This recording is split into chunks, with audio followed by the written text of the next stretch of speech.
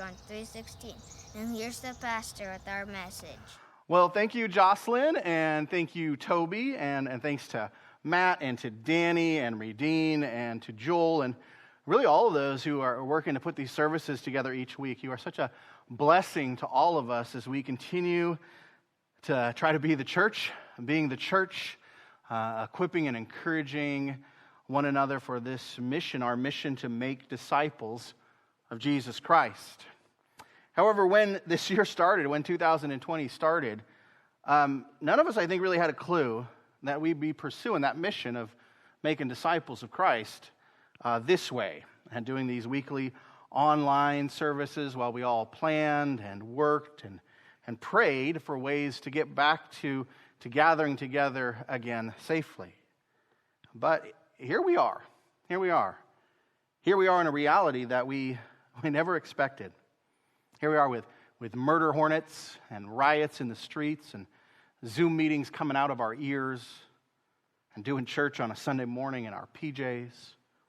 Here we are with a world transformed by a virus, with people hoping to keep their jobs, with teachers and students being challenged to connect and to learn, and politicians struggling to lead as the masses grow more and more and more hesitant to trust them.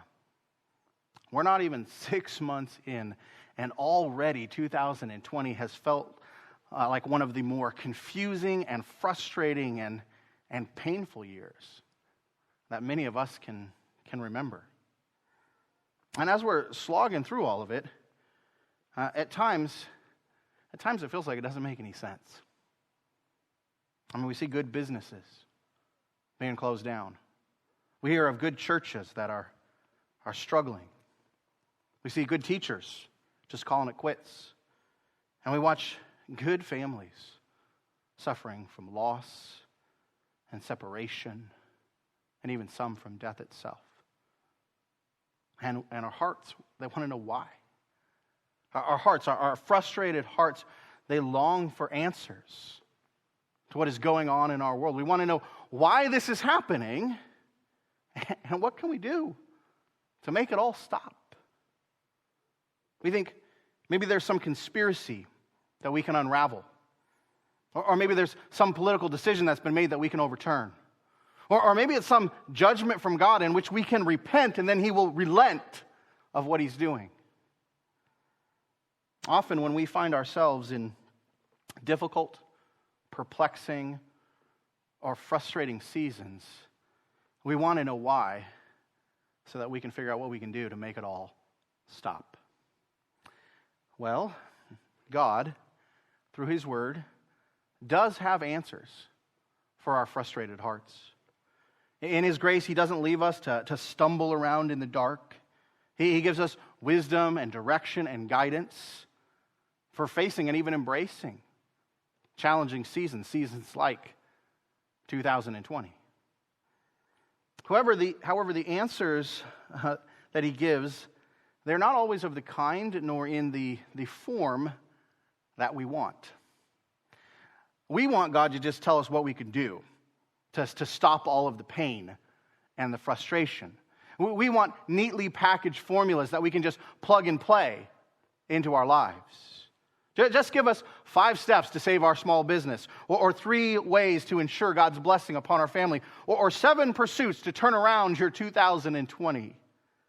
We want nice little formulas to help make life work. However, God's answers to our questions, His wisdom for our life, it often isn't that way. Instead, it comes in some rather strange packaging. And we find this in our current study of the Old Testament book of Ecclesiastes.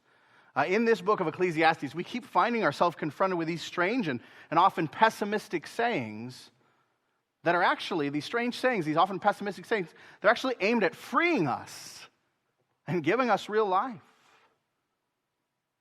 In Ecclesiastes, God's wisdom comes to us through the voice of this pessimistic preacher. But this pessimistic preacher is actually a life-giving cheerleader. Now, he might be a bit of a goth-looking cheerleader, but this preacher in Ecclesiastes, he's actually cheering us on in our pursuit of living real, satisfying lives in the midst of this challenging and perplexing and often painful world. And this morning, we're going to witness him doing that again. We're going to see this preacher continuing to help us embrace God's wisdom for our lives as we keep working our way through Ecclesiastes and chapter 7.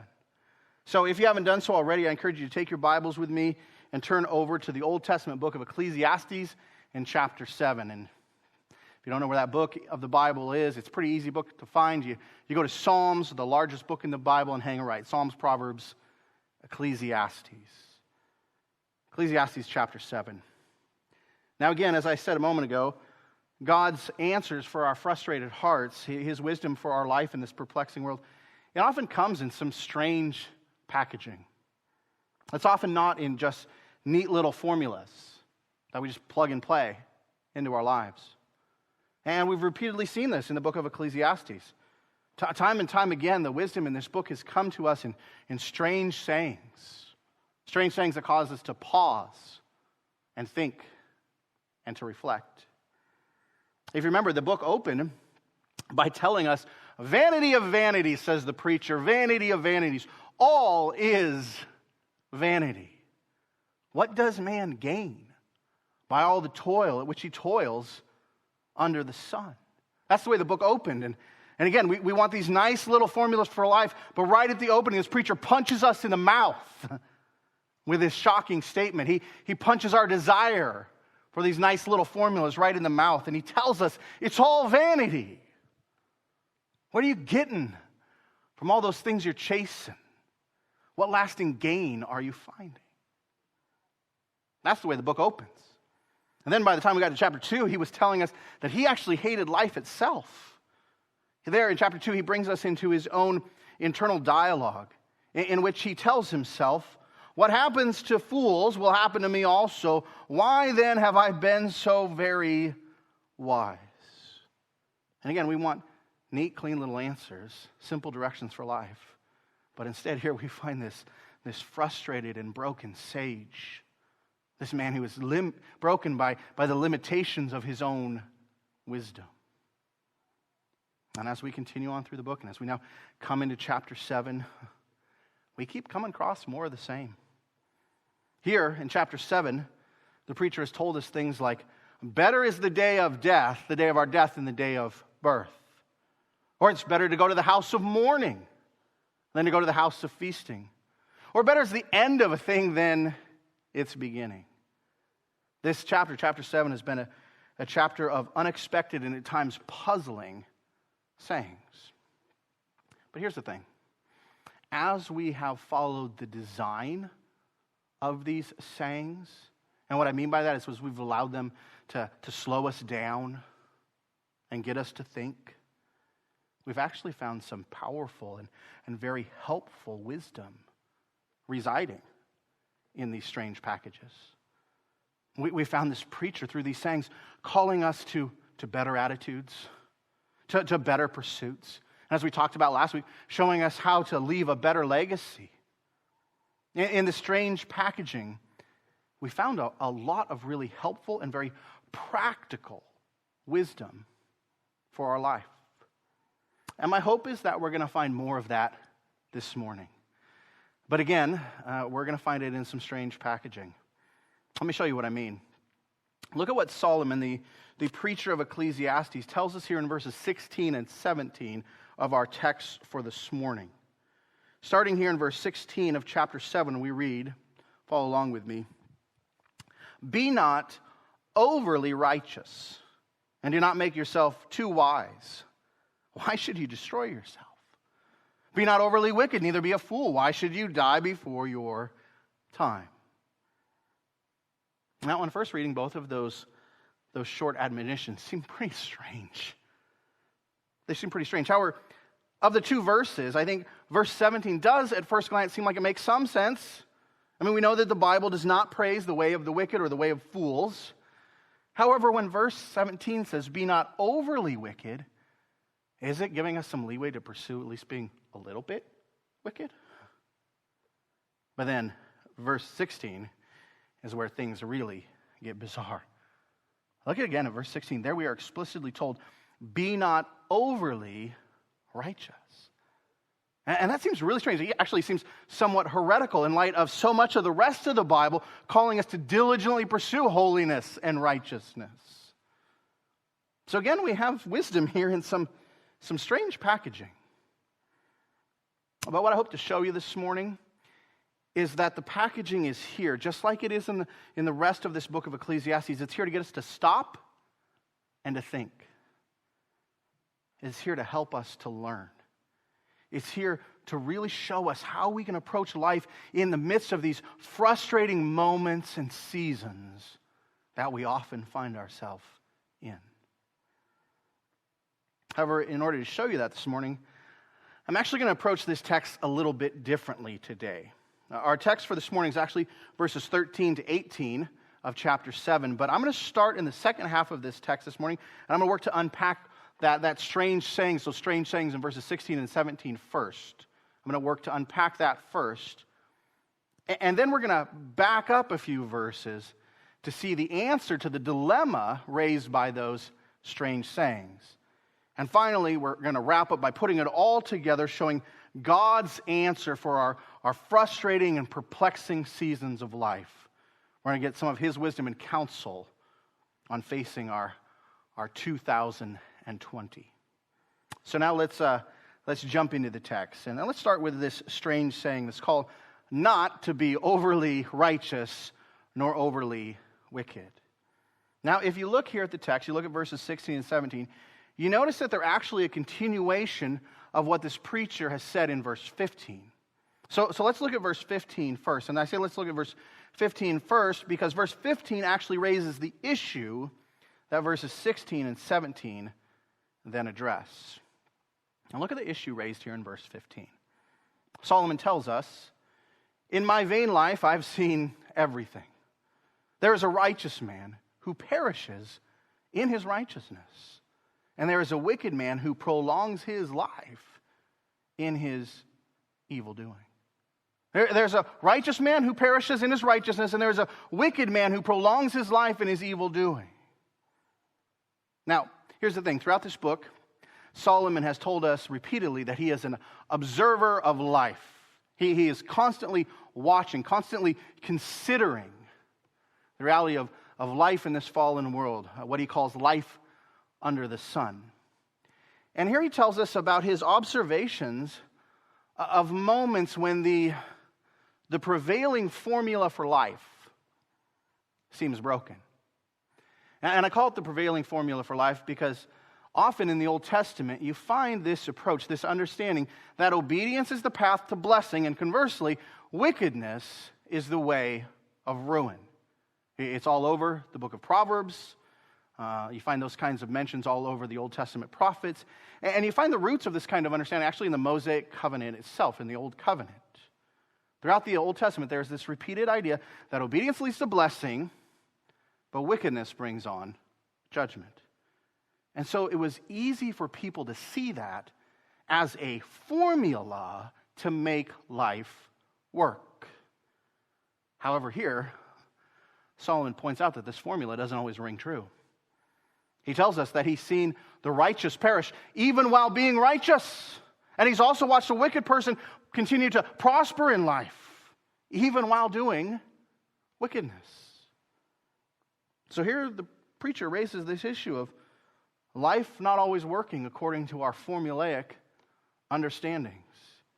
He raises the issue of life sometimes not making sense to our plug-and-play mentality. But here's the thing, this issue that Solomon raises here is actually nothing new in the Old Testament. In Psalm 73, the psalmist addresses and he wrestles with the question of why do the wicked prosper? He even goes so far, the psalmist does in that psalm, to confess. He says in that psalm, I was envious of the arrogant when I saw the prosperity of the wicked. So there the psalmist, he struggles with the formula not working the way that he expected it to work. We see that in Psalm 73. But probably the most famous example of the formula not always ringing true is found in the book of Job. There we read of a righteous man who suffered immensely. And in the midst of his suffering, Job, he had these friends. And these friends, they kept telling him, Job, you're suffering because you aren't following the formula. They all argued that the righteous prosper and the wicked suffer. So Job, you're suffering because you're clearly wicked. That was their conclusion. But as the book shows us, they couldn't be more wrong. Actually, that entire book works to show the folly of their formulaic thinking and that approach to life. And in a sense, that's also what Solomon is doing here. However, here he takes a little different tact than that of the author of Job. And that's where these strange sayings of verses 16 and 17 come into play. You see, instead of simply pointing out that this formula doesn't always work, it isn't always right, he actually calls us away from such formulaic approaches. His command there in verse 16, be not overly righteous and do not make yourself too wise. Why should you destroy yourself? It's actually a charge. It's actually a summons to turn away from our formulaic methodology. And the formula that I believe that he's picturing is someone who is exhausting themselves, trying to jump through every hoop and check off every right box in order to make life work. It's a legalistic, effort-driven pursuit to try to make God happy so that our life works the way that we want it to work. And here's the thing, beloved. I think that's a temptation that many of us feel. I think in ways we all try to attack life through our formulas. Things aren't going the way that we want on the job or in our marriage or with our kids. So we try to figure out a way to barter or to trade or to manipulate our way out of that situation and into something better.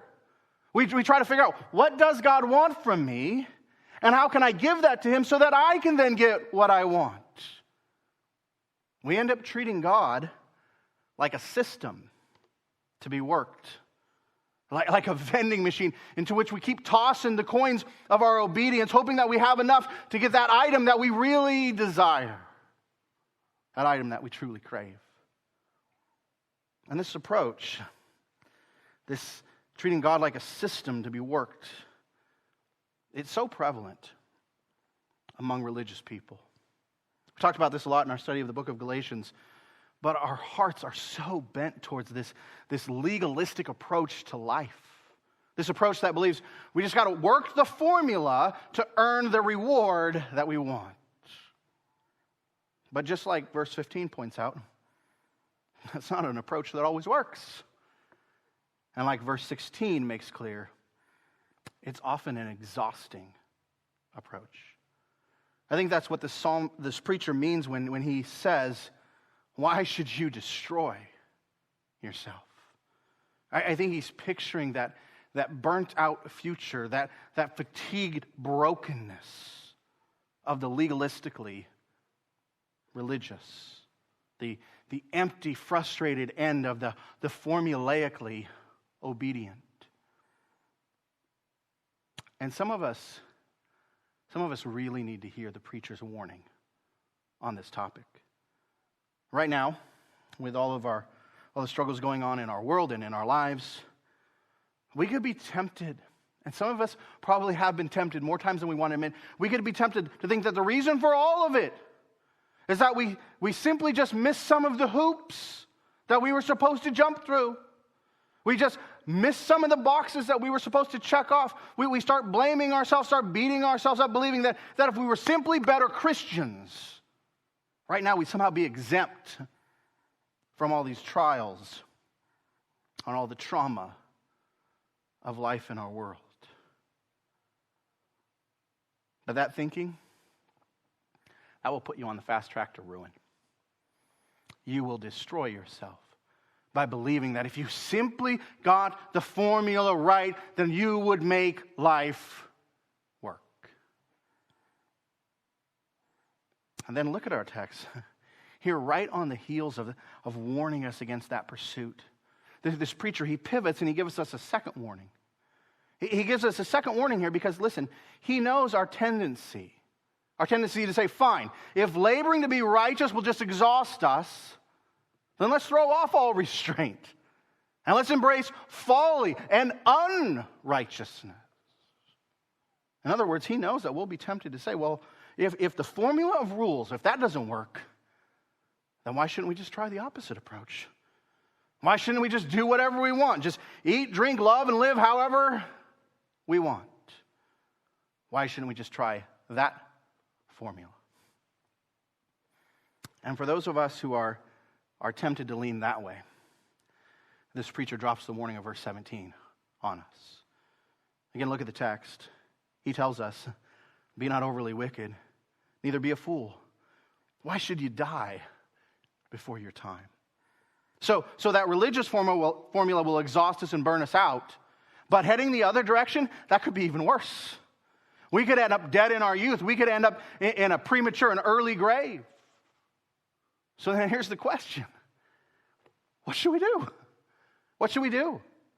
This preacher shows us that the formulas don't always hold true, that sometimes the righteous perish and the wicked prosper. And then he has called us away from that formulaic approach to life, warning us that both trying to work the rules or embracing rebellion, it often leads us to a place we'd rather not be. So then what are we left with? What are we left with? As we live in this world that puzzles us and frustrates us and sometimes grieves us, if we can't resort to formulas to make life work, then what option do we have? How should we approach facing the often perplexing and sometimes painful life under the sun? How should we approach it? Well, that's actually where the rest of this text comes into play. You see, this preacher has surrounded, he's actually bracketed this dilemma of verses 15 to 17 with the answers of verse 18 and verses 13 and 14. Here in this text, he has bracketed this frustration with formulas that just don't work with God's answer to our frustrations. And so let's look at that. Let's look at this bracketed answer. But as we do this, let me just make sure that you don't misunderstand what's being said in this text. This preacher is not saying don't ever be righteous or don't ever be wise. Actually, as we've seen in our study of this book so many times, Solomon is continually applauding righteousness, continually holding up wisdom. He has shown us, as the rest of the Bible does, that both wisdom and righteousness, those are worthwhile pursuits. They're worthwhile pursuits. However, listen very carefully to this. This is important. They are not worthwhile pursuits in and of themselves. They are worthwhile pursuits, but they are not worthwhile pursuits in and of themselves. And again, this is something we've seen repeatedly in this book. When this preacher asked us in the very beginning of this book, what does man gain by all the toil which he toils under the sun? What lasting benefit is there? What he was addressing is those things that we pursue as ends in and of themselves. What lasting benefit, what gain are we finding? And he's shown us pleasure in and of itself. You'll find no gain there. It will leave you empty and disappointed. So too will having more money or having more power or having more influence. This preacher has continually shown us how empty and how vain and how much it's like chasing smoke to chase all of those things as ends in and of themselves. We've seen that repeatedly in this book. And so here, I think he's telling us the same thing about pursuing righteousness and wisdom. If it becomes an end in and of itself, if we just see it as a formula to try to make life work, then we're going to be sadly disappointed. We're going to become frustrated and burnt out. We're going to grow discouraged and angry.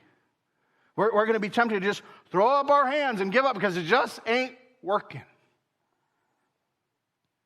But that's only, beloved, that's only because we're trying to use these things, even good things like wisdom and righteousness.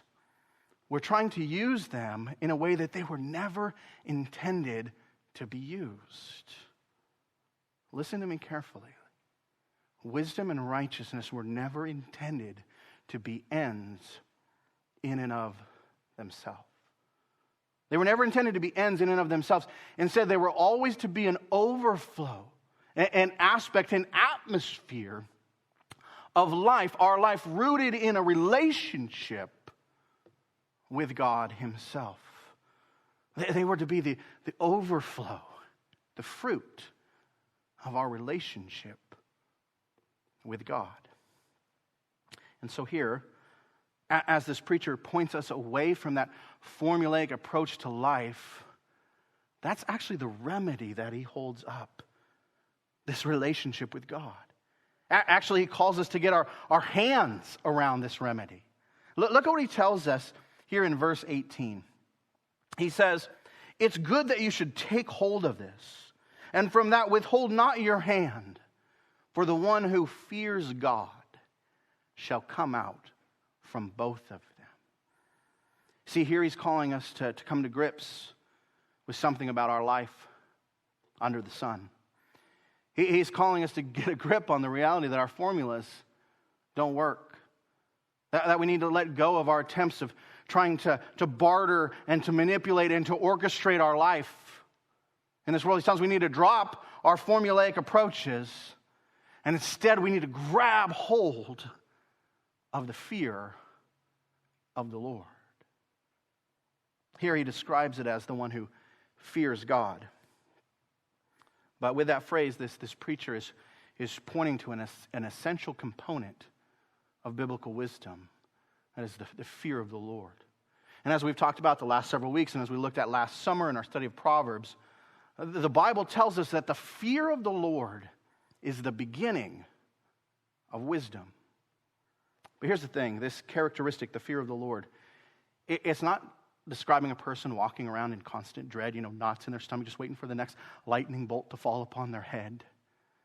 Instead, what it's talking about is a constant awareness, a Godward awareness, an honest reverence towards the true and living God. It's seeing and understanding and embracing and approaching God for who he is.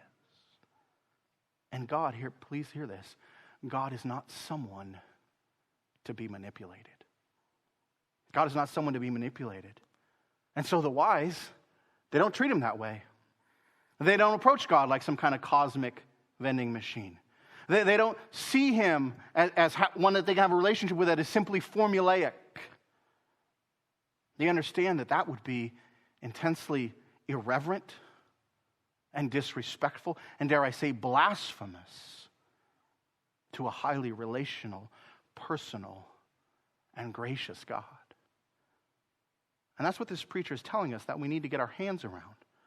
We need to let go of our formulaic approaches to life and reverently embrace the God who is over all of life for who he truly is. However, in order to see how we actually do that, we need to now step back in our text. We need to go back a few verses and look at another part of this preacher's bracketed answer. So how do we truly move away from this formulaic approach to make life work, and then really embrace the fear of the Lord, get our hands around that, and then have all of that help us in the puzzling and painful moments that we face? How should we approach the struggles of 2020 if it's not about following a formula? Well, look back at verses 13 and 14. And let's start with verse 13. Specifically with this opening phrase, consider the work of God. Consider the work of God. Here we find this call from the preacher to consider. And really, this is a call to join the preacher in what he has been doing throughout this entire book. Throughout this book, he has been watching, he has been observing, he has been considering life in this world. And here's the thing, most of us do that to some extent, whether it's reading the news or hopping on social media or just reflecting on how things are going in our office or in our marriage or with our family, we do take time to reflect, to think about the world around us.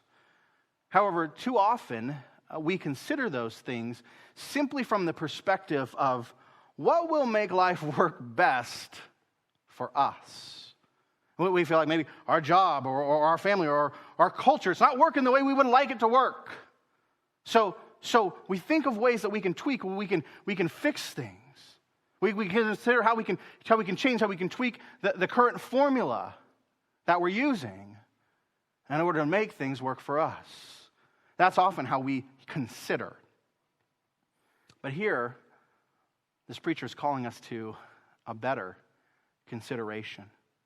He's calling us to stop and think, but not just about how we can make the world work, to stop and think about God. He directs our attention here to the work of God, to what God is doing, not simply to what we can do. He's actually, beloved, he is actually directing our attention upward, calling us to change the center of our focus. You see, when our focus is simply on making life work for us, and God is just a cog in that wheel, he's just part of the formula we're pursuing, then guess who's at the center? We are at the center, right? And that's the sad tragedy of so much of our formulaic approaches to life. They're centered on us. And they're centered on us, and they're rooted in our pride. And from that pride, we are then working this formula in order to get what we want. Whether that is trying obedience to earn blessings, or throwing off obedience because we don't feel like it's getting us where we want to go any longer. Our formulaic approaches, they always have us at the center. But here, the preacher is calling us to consider someone else other than ourselves. He's calling us to see a different center. He is calling us to consider the work of God. In other words, what he's saying to us is put your eyes on that. Put your eyes on him. See not what you can do to make life work, but pay attention to what he is already doing in your life. And that, beloved, that's the better consideration. And I say it's a better consideration because it's a humbling consideration. It's what we need. It's a humbling consideration. And we see this in the text. Look at the rest of verse 13. Look at this preacher's question here. Who can make straight what he, speaking of God, what he has made crooked? In other words, can you really change or alter what God has purposed and planned? Can you really change and alter that? One commentator put it this way. This question here in verse 13, it's intended to challenge the reader. It's actually a rhetorical question, expecting the answer of no one. Nobody. Who can make straight what God has purposefully bent? Who can hold back what God sovereignly wills forward? Who can change the plans and the purposes of God? The answer is none of us. None of us.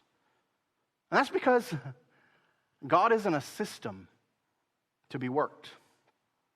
He isn't a power to be manipulated. And he isn't a force that we can alter or control. Instead, God is a relational, personal being. The one who is the sovereign one over the entire universe. He is all-knowing. He is the source of all wisdom. He is good and true and perfect in all that he does. And he is the center, not us. His ways are right, not ours. And our formulas that try to make life work are ignoring what we all need to see and to consider. That God is the sovereign one, not us. And we need to accept that and to embrace that. Beloved, I'll put it to you this way. We need to embrace the true center. We need to embrace the true center. That's the fear of the Lord that we need to get our hands around. That's what's going to liberate us from these fear-driven formulas. That's what's going to help us to find hope and courage and even joy in the midst of the challenging and puzzling seasons of life. We truly need to consider, to see and to accept that God is actually sovereign over all of it. And as we consider that, beloved, we will find that a freeing consideration. It is a better consideration. It is a humbling consideration. And it's a freeing consideration. And it's freeing because the sovereign God has a sovereign purpose for all of the moments of our life. That's what verse 14 is driving at. Look at what the preacher says there in verse 14. In the day of prosperity, be joyful. Some of you need to hear, it's okay to be joyful. In the day of prosperity, be joyful. But then he continues, in the day of adversity, consider. God has made, not just allowed, but made the one as well as the other. And he's made it for a purpose. Look at the text. God has made the one as well as the other so that man may not find out anything that will be after him. Now we're going to look at that important purpose statement, the so that statement in a moment. But before we do, let me just point out that, again, we find Ecclesiastes talking about the different seasons that come into our life. Remember back in chapter 3 where we're told, for everything there is a season and a time for every matter under heaven. We walked through that whole beautiful poem there in chapter 3. But here we are being told that God has made, he has purposed, beloved, all of those various seasons that come into our lives. He has purposed the day of prosperity and the day of adversity. He has ordained those days when the birds are singing and the sun is shining and everything feels right with the world. But he's also purposed those days when there are riots in the streets, when COVID-19 is dominating the news, and we don't know if we're going to have a job in 3 weeks. Those moments, they aren't in our life simply by chance or because of bad luck or because we somehow had a misstep in the formula to make life work. Instead, there is a bigger purpose in all of those moments. Listen, beloved, a purpose originating in the mind and will of the purposeful, personal, real, infinitely wise, and truly good sovereign over all of life. And that reality, that consideration, beloved, it can free us. You see, we don't have to try to control or to manipulate all of the moments of life. We don't have to try because we can't control all of the moments of life. We can't control and manipulate life. And God wants us to see that. He wants us to understand that. That's what the end of verse 14 is all about. The preacher says, look at the end of verse 14. So that man may not find out anything that will be after him. And when the preacher says that, it's his way of again pointing out that our formulas, they just don't work. We can't make some chart that says, okay, I've jumped through all of the hoops for the last 3 months, so now all the next 3 months are going to be nothing but sunshine and lollipops. I've worked the formula. I know what's coming next. Instead, we actually have no clue about what's coming next. But guess what? Guess what? That's okay. That's okay. And that's okay if we don't know what's coming next, because we do know the one who does know and has purposed what's coming next. And knowing him, truly knowing him, and rejoicing that whatever he brings into our life is for his good and wise purpose. Knowing him and knowing that, it's wonderfully freeing. It frees us from living by formula and invites us to living in a relationship. And that's where all of this that we've been talking about this morning comes together. You see, when things go haywire in our world, when things feel like they're coming apart at the seams, when we find ourselves in the midst of a 2020, Our temptation from our fear is to reach for a formula. We want to try to manipulate our way out of the situation so that we can get into something more comfortable, something more simple, something more palatable. We try to consider what formulas we can find to make life work. But that approach will never work in this life under the sun. And it will never work. Please listen to me, beloved. It will never work because we weren't created for formulas. Instead, we were created for a relationship. We were created for a relationship with the true and living God. And that relationship that we were created for is a relationship rooted in trusting Him, not in trying to manipulate Him. It was rooted in loving Him, in learning from Him, in watching His plan, His good plans unfold in our life. And so our sovereign God, from His love for us, He keeps planning and purposing, keeps bringing things into our lives to frustrate our formulas, things that come in and puzzle our hearts, things that remind us of the vanity of so much of what we chase. He keeps doing all of that so that we will come to the end of chasing them and find true life in trusting Him. So let me ask you, beloved, this morning, is that where you're at? Is that where you're at today? Is that where you're at right now? Have you come to the end of you? Have you embraced Jesus Christ as your Lord and Savior? And are you resting in Him right now? Beloved, that's where 2020 should be leading us, into the arms of Jesus. Through all of the things, through the murder hornets and the riots in the streets and the confusion about COVID, all of it is there to bust our formulas and bring us more deeply into a real relationship of trust and dependence upon our God. We can't control this life. We can't. Have you realized that yet, or do you need more of 2020 to teach you that? We can't control this life, but praise God, we don't need to, because He is on the throne, and we can rest in Him. And we'll see that, beloved. We'll see that as we consider Him, as we embrace what it is to fear Him, as we move away from our formulas and move deeper into relationship.